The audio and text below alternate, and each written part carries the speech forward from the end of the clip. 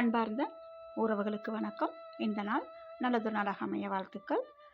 அம்மா இந்த அம்மா அப்படிங்கிறது முதலாவது ஒரு பெண்ணாக பிறந்து வளர்ந்து ஒரு குழந்தையை பெற்றெடுத்த பிறகு அவங்க ஒரு அம்மா ஒரு தாய் அப்படிங்கிற ஒரு உறவு முறையில் வராங்க. இந்த தாய் அப்படிங்கும்போது ஒரு குழந்தைய 10 மாதம் வயிற்றில் சுமந்து எத்தனையோ துன்பங்களையும் துயரங்களையும் கடந்து கஷ்டங்களை பட்டு ரொம்ப கவனமாக ரொம்ப நிதானமாக எப்படியாவது இந்த குழந்தைய நான் பெற்றெடுத்துடணும் அப்படின்னு சொல்லிட்டு ரொம்ப ரொம்ப ரொம்ப கவனமாக அந்த குழந்தைய நல்லபடியாக பெற்றெடுக்கிறாங்க. அந்த பெற்றெடுக்கிற அந்த நேரம் தான் அந்த தாயோட ஜென்மம் அப்படின்னு கூட சொல்லலாம். ஏன்னா அந்த அளவுக்கு ஒரு குழந்தையை பெற்றெடுக்குது அப்படிங்கிறது சாதாரண விஷயம் இல்லை. இன்றைக்கி எல்லாருக்குமே தெரியும் அம்மா எப்படி ஒரு குழந்தையை பெற்றெடுக்கிறாங்க, எவ்வளோ கஷ்டப்படுறாங்க அப்படின்னு சொல்லி.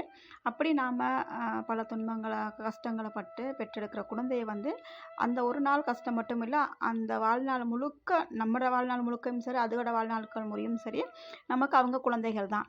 அது எந்த ஒரு மாற்று கருத்தும் இல்லை. அப்படி கஷ்டப்பட்டு நம்ம இந்த குழந்தைகளை பெற்றெடுத்து வளர்த்து படிக்க வச்சு சாப்பாடு கொடுத்து என்ன செய்யணுமோ அவ்வளவும் செஞ்சு ஒரு குறிப்பிட்ட காலம் போகும்போது நாம் குழந்தைகளை சரியாக நம்மளை பாதுகாக்க தவறுறோம். அப்போ தவறுற பட்சத்தில் இந்த குழந்தைகளை அனாவசியமான பிரச்சனையும் கொடுக்குறோம். அது முக்கியமாக பாலியல் துஷ்பிரயோகம் அப்படிங்கிறது இப்போ பார்த்தீங்கன்னு சொன்னால் நம்ம நாட்டில், அது முக்கியம் இலங்கை நாட்டில் எங்களோட பிரதேசங்களையும் சரி அதிக அளவான குழந்தைகள் துஷ்பிரயோகம், சிறுவர்கள் துஷ்பிரயோகம், இளம் பிள்ளைகள் துஷ்பிரயோகம் சொல்லி தொடர்ந்து இதே ஒரே கதையாக இருக்குது. நாட்டுக்கு என்னதான் நடக்குதுன்னு சொல்லி தெரியலை.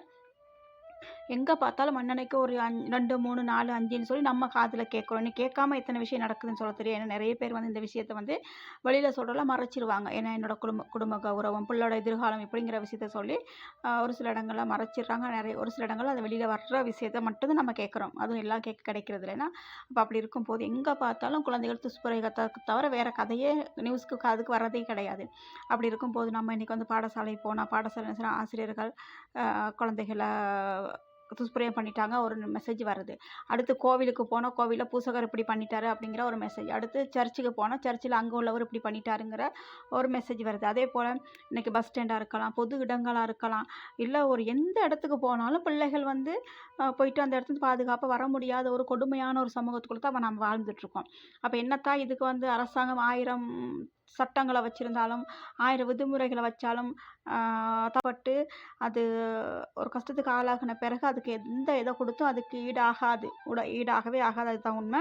அப்போ அதனால் நம்ம யாரையும் பார்க்க தேவையில்ல. என்னோட பிள்ளையை நான் தான் பாதுகாக்கணும், என்னோட பிள்ளைக்கு முழுக்க நான் தான் பொறுப்பு. இதில் முக்கியமாக அப்பாவையும் இல்லை அம்மா தான் ஒரு பொம்பளை பிள்ளைக்கு ரொம்ப ரொம்ப கவனமாக இருந்து எவ்வளோ முடியுமோ அவ்வளோ கஷ்டப்பட்டு இந்த குழந்தைகளை கண்ணும் கருத்தும் பாதுகாத்துக்கொள்ளுங்க. ஏன்னா இன்றைக்கி எங்களோட குழந்தைகளை காவு வாங்குறதுக்குன்னு சில கூட்டங்களுக்கு அதுகளுக்கு நாங்களே தீனி போடாமல் அதுகக்கிட்ட இருந்து அந்த காட்டு மிராணித்தனமாக செயல் செய்கிற அவங்கக்கிட்ட இருந்து எங்களோட குழந்தைகளை பாதுகாத்தா மட்டும்தான் இன்றைக்கி எங்களோட சமூகத்தில் பெண் பிள்ளைகள் இருப்பாங்க அப்படிங்கிற ஒரு இடத்துக்கு நம்ம இருக்கிறோம். அதனால் கூடுமானவருக்கு அன்பார்ந்த தாய்மார்களே, எங்களோட பிள்ளைகள் எங்களுக்கு ரொம்ப ரொம்ப முக்கியம். அதுலேயும் நம்ம இந்த மாதிரி விஷயங்கள் பிள்ளைகளை பாதுகாக்கணுமா இருந்தால் முழுக்க தான் இதில் முக்கியத்துவம் கொடுக்கணும். அதே போல் தந்தைமாரும் பிள்ளைகளை ரொம்ப ரொம்ப பாதுகாத்துக்கொள்ளுங்க. ஏன்னா இன்றைக்கி தந்தைமாரும் நிறைய குழந்தைகள் துஷ்பிரயோகத்துக்கு ஆளாக்கப்படுறாங்க அப்படிங்கிறதுக்காக தான் முக்கியமாக எனக்கு தாய்மாரை நம்ம ரொம்ப தயவாக கேட்டுக்கொள்ளணும். காரணம் எங்களோட சமூகத்தில் அந்த அளவுக்கு மோசமாக கேட்கவே முடியாத அளவுக்கு இந்த பிரச்சனை போய்கிட்டு இருக்கு. அதனால் கூடுமான வரைக்கும் 1000 சட்டம் இருந்தால் நம்ம பிள்ளை நம்ம பாதுகாத்துக்கிறணும் அப்படிங்கிற ஒரு